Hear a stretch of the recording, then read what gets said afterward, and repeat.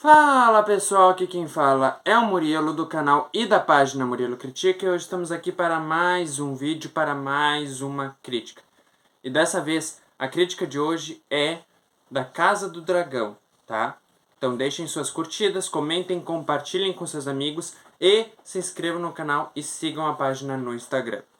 Bom, falar sobre a Casa do Dragão, eu vou ter que meio que fazer uma questão crítica de duas temporadas, tá? Falar sobre a Casa do Dragão é justamente combinar essas duas temporadas, tá? Em questões críticas e tudo mais. Então, começando aqui, eu vou falar que a Casa do Dragão, ela tem sido muito preparatória. E ser muito preparatória muitas vezes envolve questões de má execução e execuções boas. No caso aqui, em Casa do Dragão, tem-se os dois pontos. Tem a parte onde tem uma boa execução de roteiro e tem, querendo ou não, outro viés que é a má execução do roteiro. E isso, querendo ou não, faz a série decair em muitos pontos. O principal ponto aqui que eu quero falar agora, de ponto positivo, eu acho que o elenco é o maior ponto positivo da Casa do Dragão. Matt Smith como Daemon Targaryen, Emma Dark como Rhaenyra Targaryen, né? Emilia Alcock como a Rhaenyra Targaryen mais jovem, né? Temos também o Ivan Mitchell, que é o Aemond, que eu acho sensacional a atuação dele. Querendo ou não, toda a questão de contexto, de elenco também é muito bem trabalhado. A Olivia Cook, também a Alicent Hightower, mesmo que eu não goste muito da personagem, a gente tem essas questões assim, de que a gente ama ou odeia os personagens, a gente tem alguns personagens que a gente odeia realmente, como Fabian Frankel, né, que no caso eu não odeio o ator, é o personagem dele, o Sir Criston Cole, que eu não sei como ainda está entre nós, o Criston Cole, enfim. Mas ele é um excelente ator, ele faz um papel de um insuportável, né? E por isso ele recebe tanto hate, mas isso é um caso à parte. Outro grande aspecto positivo que eu relato aqui é sobre a fotografia e efeitos especiais. Principalmente na questão dos dragões. Fazer dragões tão reais como os que estão na série é um trabalho muito difícil. Mesmo dragões sendo fictícios, né? A questão da realidade trazer para uma ficção também é um trabalho muito prestigiado. E é um trabalho que envolve, querendo ou não, um certo tempo e né, também o esforço máximo. E isso, em A Casa do Dragão, é de fato muito benéfico, tá? É muito positivo. Eu gosto bastante dos efeitos dos dragões. Eu gosto também da fotografia muito em questão de ângulo de câmera também, mas em questão de paralelismo, que querendo ou não está interligado com o ângulo de câmera. No aspecto em que o paralelismo ele está muito presente na questão das coroações, na questão de dualidade entre personagens, por exemplo, a Rhaenyra, a Alicent Hightower, a dualidade entre essas duas, tem um paralelismo entre elas, tem o paralelismo também do Daemon Targaryen, que está lá em Harrenhal, naquele lugar muito louco, né? E isso tudo faz com que, querendo ou não, tá? Essa série tenha muito o seu prestígio máximo. Outra questão, aqui a gente já vai para uns aspectos em que eu vou criticar negativamente, é narrativa. A narrativa é muito boa ao se tratar de uma guerra civil. A narrativa ela é excepcional ao se tratar de uma guerra civil. Porque a gente está lidando com uma das casas de Westeros, que é a casa Targaryen, que ela está no Trono de Ferro e automaticamente vem toda aquela questão de sucessão, de herdeiros, em que o sucessor tem que ser um filho homem. Só que o rei, né, o Viserys, ele escolhe a sua filha, Rhaenyra Targaryen, como a legítima herdeira. E aí vem toda a questão de contexto e confusão, em onde tem a usurpação do trono dela pelo Aegon né, Targaryen, que é interpretado pelo Tyler Moffat, né? Que também é um excelente ator, por sinal. Só que aqui, gente, tem muitos mais vieses de questão, preparação, que é o que está na primeira temporada. Eu considero a primeira temporada o prequel dos prequels, né? Que é o antes do antes.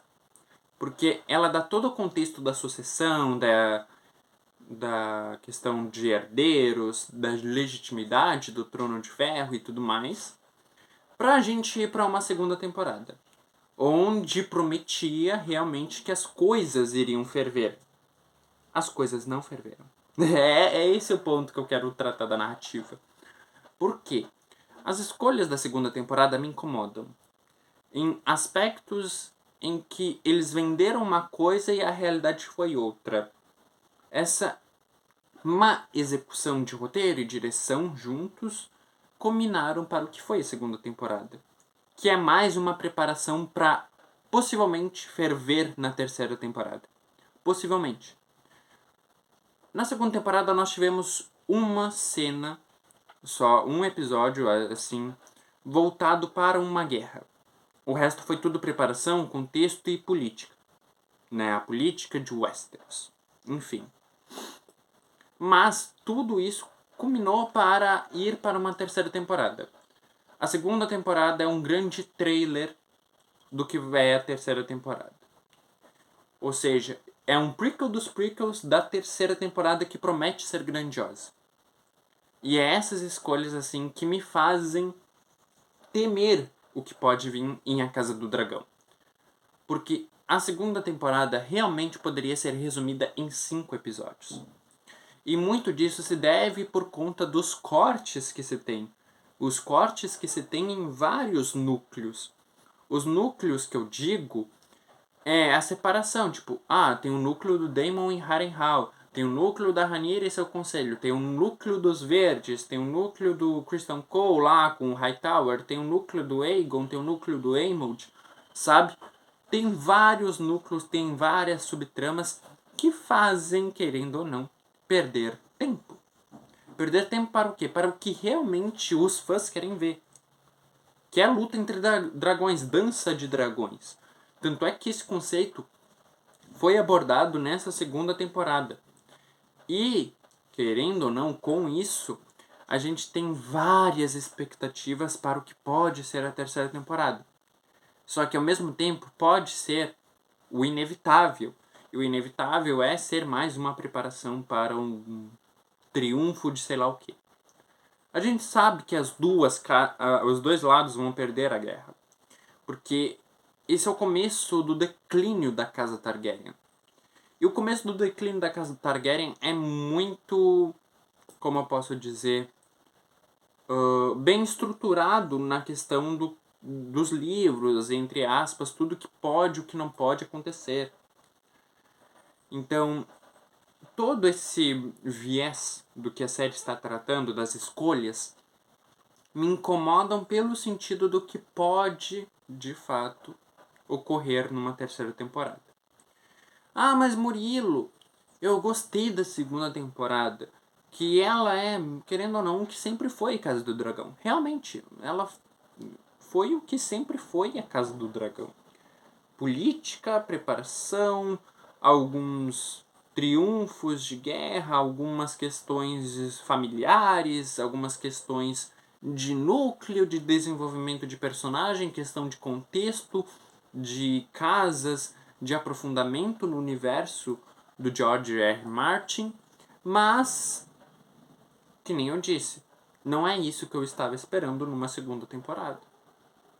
É uma questão não de propriamente expectativa, é uma questão do que venderam para a gente.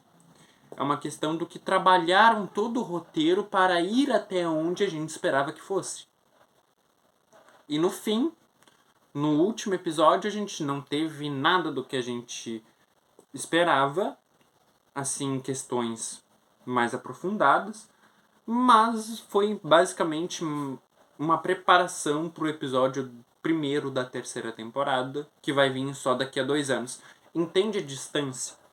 de 2 anos que a gente está esperando algo positivo, de fato, de luta, de guerra, de dragões voando, de dragões combatendo acontecer? Teve isso nessa temporada? Teve, no episódio 4, que foi o melhor de todos da temporada, inclusive. Mas todo o posterior, os episódios, eu posso até citar, o 5, o 6 e o 8 foram mais perda de tempo do que propriamente desenvolvimento de história. O 8 foi tipo um epílogo. Poderia ser feito um epílogo de 30 minutos com o último episódio, resumindo tudo o que aconteceu em pontos importantes e não em conversa fiada. Entende? É isso que eu queria dizer, em outras palavras. E é por isso que A Casa do Dragão, pra mim, perdeu muito o prestígio do que deveria ter sido. Muito por causa da segunda temporada. A primeira temporada, ela teve como fundamento base ser o contexto de tudo. A segunda temporada não tinha essa responsabilidade, ela tinha a responsabilidade de começar o triunfo da guerra e ter a legítima guerra, que chamam, né? E esse é o negativo, né? Que não teve, foi mais um preparativo dos preparativos. E é por isso que eu encerro essa crítica dando uma nota 8.5 para A Casa do Dragão.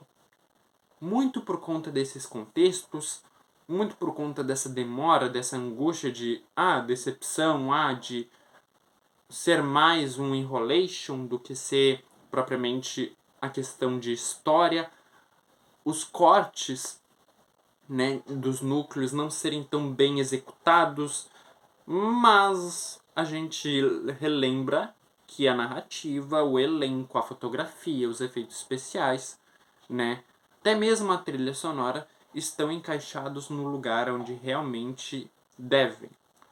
E é por isso, né, que a nota é 8.5. Enfim, eu vou encerrando esse vídeo por aqui. Deixem as suas curtidas, comentem, compartilhem com seus amigos e se inscrevam no canal e sigam a página no Instagram. Vejo vocês, até a próxima!